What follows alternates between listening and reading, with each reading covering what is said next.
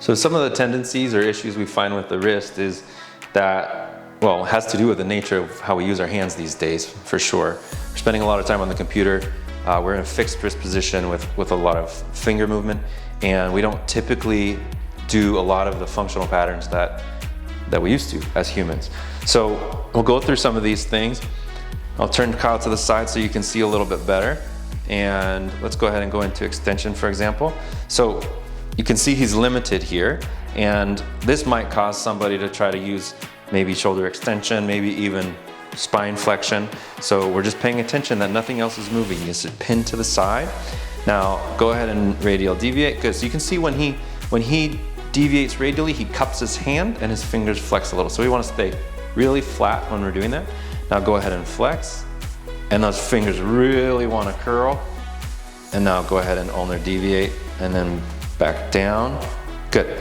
So obviously you have some flexion issues, you have a finger that's damaged there. What are you feeling? What feels challenging, and what are you feeling trying to get involved? Definitely no pain, but just definitely restriction.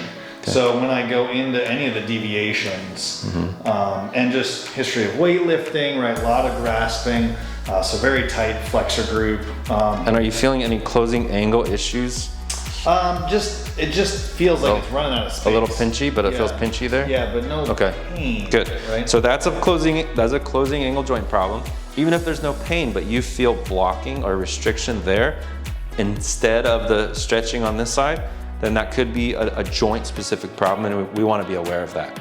So when you're doing that car, you don't want to go to that pinch point. You want to go just before that and then work your way around it. Anything else that you noticed? Just definitely a really hard time getting the fingers in the palm to not be part of the conversation. Yeah, so he's cupping a lot, and that has to do with a lot of tension and maybe even some really stiff tissue that doesn't have extensibility anymore. So these are all really good findings, all things that we can work on to improve the wrist, and improving the wrist will make its way up the chain and helps us to improve everything else.